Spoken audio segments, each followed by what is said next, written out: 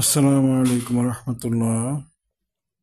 সম্মানিত দিনী ভাইগণ, আশা করি এবং দোয়া করি আপনারা সকলেই ভালো আছেন। আপনাদের দোয়ায় আল্লাহ পাকের হাবিব হুজুর পাক সাল্লাল্লাহু আলাইহি ওয়াসাল্লামের রহমতে আমিও ভালো আছি। আমরা ধারাবাহিকভাবে আলোচনা করে যাচ্ছিলাম মহাশক্তিধর মোয়াক্কেল আলী কান মালিকান তালিকান হুজুরদের দ্বারা আমরা জিন, জাদু, রজাত, বন্দিশ এগুলির ৯৫ ভাগ কাজই ইনশাল্লাহ করিয়ে নিতে পারবো। এবং রোগীর শরীরে জিন পুড়িয়ে দেওয়া, যে জিনটা শরীরের মধ্যে ঢুকে গিয়েছে বা ঢুকিয়ে দেওয়া হয়েছে বা যেটা গিট দিয়ে রাখা হয়েছে বা লক করে রাখা হয়েছে, ওই ধরনের জিন পোড়ানোর জন্য আলিকান মালিকান তালিকান হুজুর ছাড়া অন্য ধরনের আর কোনো মোয়াক্কেলই নেই যারা কাজটা নিখুঁতভাবে করতে পারে। সেই হিসাবে আলিকান মালিকান তালিকান হুজুর অত্যন্ত গুরুত্বপূর্ণ একজন মুদাব্বিরের জন্য। এই বিষয়গুলো নিয়ে আমরা আলোচনা করে যাচ্ছি ইনশাল্লাহ। কিছু আলোচনা হয়েছে, এ পর্যন্ত 10টি বিবরণ দেওয়া হয়েছে। আমি আরও কিছু বিবরণ দিব ইনশাল্লাহ। আপনারা যারা আলিকান মালিকান তালিকান এর ইবারতের আমেল হবেন এবং এই হুজুরকে ডেকে কাজ করাবেন, আশা করা যায় আপনারা রোগীদেরকে এই মোয়াক্কেলদের মাধ্যমে ব্যাপকভাবে সহযোগিতা করতে পারবেন, যদি আল্লাহ পাক আল্লাহর হাবিব হুজুর পাক ইসলাম রহমত করেন, দয়া করেন, মায়া করেন এবং যদি ক্ষমা করেন, আপনারা ব্যাপক সহযোগিতা করতে পারবেন। এই মোয়াক্কেলের মাধ্যমে কাজ করাটা আমার জীবনে পরীক্ষিত। ওই পরীক্ষিত বিষয়গুলো থেকে আমি আপনাদের নোটগুলো দিয়ে দিয়েছি, আমলটা শিখিয়ে দিয়েছি। আপনারা ইনশাল্লাহ আমল করলে 100 ভাগের মধ্যে 95 ভাগে ইনশাল্লাহ সফলতা পাবেন। আপনারা এই আলিকান মালিকানের যে ভিডিওগুলো আছে, এই ভিডিওগুলোর কমেন্টসগুলো পড়ে দেখবেন। আমার অনেক ছাত্র রয়েছেন বা ছাত্র ছাড়াও আমার অনেক শুভাকাঙ্ক্ষী রয়েছেন যারা আমল করে থাকেন। তারা কি কি রিভিউ দিয়েছে, রিভিউগুলো দেখলে আপনারা বুঝতে পারবেন যে এগুলো কতটা কার্যকরী আমল। এগুলো বইয়ের কোনো আমল না, যদিও বইয়ে আপনারা খুঁজলে হয়তো পাবেন। এগুলো হচ্ছে সিনা থেকে নেওয়া আমল। আমার অনেকজন উস্তাদ ছিলেন এবং প্রত্যেকেই খুব বড় বড় আলিম ছিলেন। আমি আলিম উস্তাদ ছাড়া কখনোই কোনো উস্তাদের কাছ থেকে কোনো ইলম নেইনি। আমি যদিও জেনেছি যে উনি অনেক ভালো কাজ পারে, কিন্তু উনি আলেম না, সেক্ষেত্রে আমি শিখিনি। আমি কুষ্টিয়া একজন ব্যক্তিকে চিনতাম, কুষ্টিয়া ভেড়ামারা। এই মহিলা যে কোনো মানুষকে জায়নামাজের উপরে বসিয়ে হজ করিয়ে বা মদিনা শরীফ ভিজিট করিয়ে আনতে পারত। জায়নামাজের উপরে বসিয়ে, বয়স্ক একজন মহিলা ছিল, কুষ্টিয়া ভেড়ামারায় মারা গিয়েছেন। উনি নিজেও আমাকে জায়নামাজে করে নিয়ে গিয়েছেন, কিন্তু তারপরেও উনি এত কিছু জানার পরেও আমি ওনার শিষ্যত্ব গ্রহণ করিনি, কারণ উনি আলেম ছিলেন না। উনি এমনিতে ফকির ছিলেন, ফকির কবিরাজ ছিলেন, কিন্তু আমি ওনার কাছে কিচ্ছু শিখিনি। কিছু গাছের জ্ঞান আমি নিয়েছিলাম, কোন গাছ কি কি কাজ করে, কোন গাছ কথা বলে, টুকটাক কিছু জিনিস জেনেছিলাম, কিন্তু আমি ওস্তাদ হিসেবে ওনার কাছ থেকে শিখিনি। উনি এত কিছু জানতো, এরপরও আমি ওনার কাছ থেকে শিষ্যত্ব নিইনি, কারণ উনি আলেম ছিলেন না। তা আমার যেহেতু সবগুলো উস্তাদ আলেম ছিলেন, এজন্য আমার যে আমলগুলো এগুলো পরীক্ষিত, এবং এগুলো সবগুলি এর মধ্যে কুফরি, শিরকি বা কোনো ধরনের ইমান বিধ্বংসী কোনো কিছু এর মধ্যে ইনশাল্লাহ থাকবে না। আমি আমার ইলম থেকে যতটা সম্ভব আমি পরহেজ করে করে শিখেছি। আমার ছাত্রদেরকেও আমি যতটা সম্ভব পরহেজ করে করে শেখানোর চেষ্টা করি। তো আপনারা কমেন্টসগুলো দেখবেন, বুঝতে পারবেন যে আলিকান মালিকান হুজুর দিয়ে আপনারা কি কি কাজ করাতে পারবেন এবং কত সুন্দরভাবে কাজের আঞ্জামটা নিতে পারবেন। আজকে যে বিষয়টা নিয়ে আমি আলোচনা করব, এটা আলিকান মালিকানের বিষয়টা না। আমি পরবর্তী ভিডিওতে আবার ইনশাল্লাহ আলিকান মালিকান হুজুরদের আলোচনাটা আনবো। আজকে আমি যে বিষয়টা নিয়ে আলোচনা করব, এই বিষয়টা মুদাব্বিরের জন্য একটা ফরজ ইলম। আমাদের বাংলাদেশের মুদাব্বিররা, এটা বাংলাদেশের না, সারা পৃথিবীর মুদাব্বিরদের একটা ব্যাপার, ওরা বিভিন্ন আমল করার কারণে ওদের সাহস খুব বেড়ে যায়।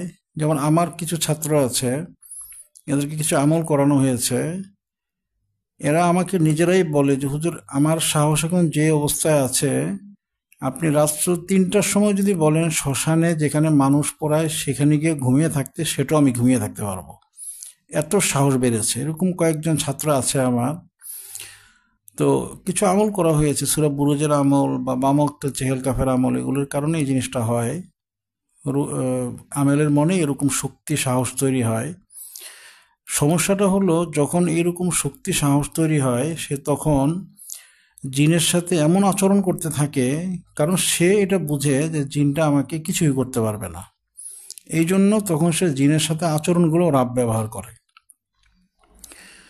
তো এখানে যেহেতু একজন আমরা মানুষ, আমাদের হায়াত 60 বছর থেকে 90 বছরের মধ্যে আমরা সাধারণত বেঁচে থাকি, কিন্তু একটা জিনের হায়াত অনেক দিন বেশি হয়। তো দেখা যায় যে আমরা যদি মারা যাই, সেক্ষেত্রে আমাদের যারা সন্তানাদি তারা বিভিন্ন রকমের ঝামেলায় পড়তে পারে। যেহেতু মুদাব্বির হিসেবে আমরা খুব সাহসী হয়ে যাই, শক্তিশালী হয়ে যাই নুরি মুদাব্বির হিসেবে, তা আমরা এমন এমন কাজ আমরা করে থাকি যেগুলোর কারণে জিনেদের উপরে খুব বড় রকমের টর্চার করা হয়। তো সেক্ষেত্রে আমাদের অনুপস্থিতিতে আমাদের বংশধরদের উপরে ওরা চড়াও হওয়ার একটা সম্ভাবনা তৈরি হয়। আমার খেয়াল আছে, আমি সেদিন একটা রুগী এসেছে, তো কথা বলতে বলতে ওর জিনটাকে আমি ডাকিয়েছি, যে জিনটা ডিস্টার্ব করে। তো বিভিন্ন আলোচনার পর এক পর্যায়ে উনি বলল যে এই লোকটা আগে কোনো একজন হুজুরের কাছে চিকিৎসা করেছে, তার নাম মোসাদ্দেক বা এই মুজাদ্দেদ, কি যেন, মোসাদ্দেক বা মুজাদ্দেদ। তো সে জিনটাকে, মানে তার কাছে গেলেই সে জিন কতল করে ফেলে। তো আমাকে ওই জিনটা বলতেছে যে কোনো আলোচনার পর্যায়ে, আলোচনার মধ্যে বলতেছে যে ও তো মরবে, ও মরার পরে এরপরে আমি দেখে নিব। তো যেই জিনটা আমাকে এই কথাটা বলতেছে, ওই জিনটা হচ্ছে মৃত্যুর হুকুম নেই ওইরকম জিন, অর্থাৎ এটা মারা যাবে না, এটাকে পোড়ালেও পড়বে না, মারলেও মারবে না, বোতলে ভরলেও বোতলে ভরবে না, এটা ইবলিসের হুকুম রাখে জিনগুলো। এরকম একটা জিন আমাকে বলতেছে যে সে কি মরবে না, সে মরুক, এরপরে তো আমি দেখতেছি। তো রংপুরের ওদিকে উনি একজন কবিরাজ আর কি, রংপুরের এদিকে থাকে লোকটা। তো যাই হোক, এই যে এটা উদাহরণ হিসাবে বললাম, কথাটা বলার কারণটা হচ্ছে যে এই যে একজন মুদাব্বির গণহারে ছোট বিষয় সমাধান করতে গিয়ে জিন হত্যা করে ফেললো, জিনকে কতল করে ফেললো, এটা তো আইনে নেই। ঠিক ততটুকু শাস্তি দেওয়া যাবে যতটা সে প্রাপ্য। যদি একেবারেই সে হত্যার উপযুক্ত হয়, সেক্ষেত্রে হত্যা করা যাবে। এটা হচ্ছে মাসালা। তো দেখা যাচ্ছে যে ওই যার কথা আমি বললাম, সে হয়তোবা ছোটোখাটো কোনো ব্যাপারেই জিনটাকে হত্যা করেছে। এখন জিনের যেই পরিবার, তারা পরিবারের 4 জন আমি কি হাজির করেছিলাম, 4জনই একই কথা বলেছে যে ও মারা যাবে না, এরপরে দেখতেছি। তো এই যে জিনিসটা, এটা একটা ভয়ঙ্কর বিষয় একটা মুদাব্বিরের জন্য, যে সে বিভিন্ন ধরনের কাজ করার কারণে তার যারা পরবর্তী বংশধর, তারা বিভিন্ন বিষয়ের উপর রিস্কের উপরে থাকবে। এই বিষয়টা খুবই ভয়ঙ্কর এবং খুবই টেনশন হওয়ার বিষয়।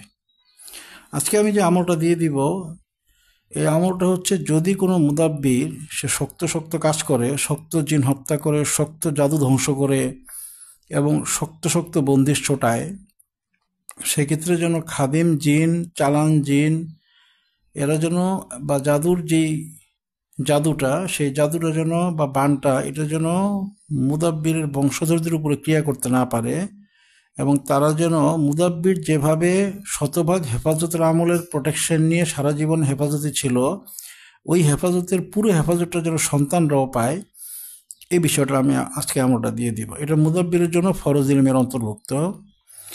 আপনি একটা কথা বলতে পারেন যে হুজুর এই জিনিসটা কি আপনি কোন বই থেকে নিয়েছেন বা পরীক্ষিত কিনা? আমার অধিকাংশ আমলগুলাই বিভিন্ন বই থেকে নেয়া, আর বই থেকে না নেওয়া হলে এগুলো পরীক্ষিত আমার এবং আমার অনেক ছাত্রের মাধ্যমে, যেগুলো আপনারা পরীক্ষা করলেই পেয়ে যাবেন যে আসলে কি এগুলো কার্যকরী কি কার্যকরী না, পরীক্ষা করলেই পাবেন। এখন যে এই আমলটার পরীক্ষাটা কিভাবে হয়েছে, আমি আমলটা যার কাছ থেকে নিয়েছি, যেই হুজুরের কাছ থেকে নিয়েছি আমি, উনি অনেক বড় আলিম ছিলেন, আমার উস্তাদ ছিলেন উনি, সুফি নূর মোহাম্মদ হুজুর ছিলেন উনি। উনি বাংলাদেশের একটা দরবার শরীফ আছে, নাম হচ্ছে সরসিনা দরবার শরীফ। ওই দরবার শরীফের উনি একজন পীর সাহেব হুজুর ছিলেন, শাহ নেসারউদ্দিন সাহেব রহমতুল্লাহ আলাই। ওই নেসারউদ্দিন সাহেব রহমতুল্লাহের খলিফা ছিলেন উনি। উনি উনি আমি ওনাকে অনেক জয়ীফ অবস্থায় পেয়েছি এবং আমি টুকটাক কিছু জিনিস ওনার কাছ থেকে শিখেছি। আমি পেয়েছি তখন ওনার বয়স প্রায় 85 বছরের উপরে আমার ওস্তাদের। ওই সময় আমি ওনাকে পেয়েছি। পরে ওনার 3-4 বছর ওনার সাথে আমি ছিলাম খাদেম হিসাবে। যাই হোক, উনি উনি খুব শক্তিশালী একজন মুদাব্বির ছিলেন, খুবই শক্তিশালী মুদাব্বির ছিলেন। আমার টোটাল আমার ওস্তাদ ছিল, যদি আমি ধরে নিই, আমার 15 থেকে 17 জন ওস্তাদ ছিল। আমি প্রত্যেকটা ওস্তাদের যে সন্তান, তাদেরই বিভিন্ন রকমের ঝামেলা আমি বিভিন্ন সময় সমাধান এখনও করি। গত 4 দিন আগেও আমাকে আমার ওস্তাদের ছেলে ফোন দিয়েছে যে এরকম একটা প্রবলেম হচ্ছে, কি করা যায় হুজুর। উনি হচ্ছে আমার ওস্তাদের ছেলে, উনি এ ধরনের কাজগুলো শিখেনি। উনি একটা চাকরি করে মাদ্রাসায়, কিন্তু এ ধরনের মুদাব্বির ইলমটা নেয়নি উনি। তো উনি নিজেই প্রবলেমে পড়ে। প্রবলেমে কেন পড়ে? যেহেতু আমার ওস্তাদ বিভিন্ন রকমের জিন হত্যা করেছে, বিভিন্ন রকমের কাজ করেছে, ওইটার কারণে সন্তান হিসেবে তারা ঝামেলায় পড়ে। এরকম আমার অধিকাংশ ওস্তাদগুলির সন্তানদেরকেই আমি বিভিন্ন সময় আমি চিকিৎসা দিই। আমি অধিকাংশ ওস্তাদদের ছাত্রদের কাছে আমি 25 নকশা, বস্তু বন্দনা এগুলো আমি দিয়েছি আমার ওস্তাদদের সন্তানদের কাছে দিয়েছি। কিন্তু এই তদবিরটা আমি যে ওস্তাদের কাছে নিয়েছি, আমি সুফি নূর মোহাম্মদ হুজুর, ওনার 5 জন ছেলে মেয়ে আছে, তার মধ্যে নাতি আছে প্রায় 12 থেকে 14 জন হবে। আমি একেবারে আমার প্র্যাকটিক্যাল এই ব্যাপারটা, আমি প্রত্যেকজনকে আলাদাভাবে হাজিরা করেছি। ওনার সন্তানগুলো এবং ওনার সন্তানের সন্তানগুলো, এদেরকে আমি আলাদাভাবে সবাইকে হাজিরা করেছি।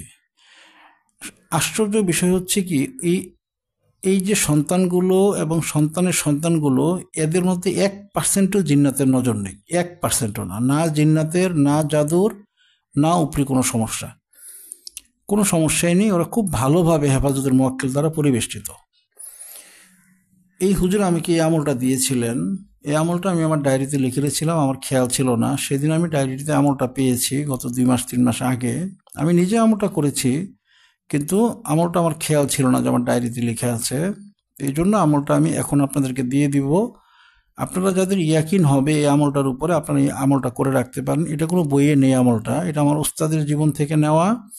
এবং ওস্তাদের ছেলেরা এবং তার যে ছেলেমেয়েরা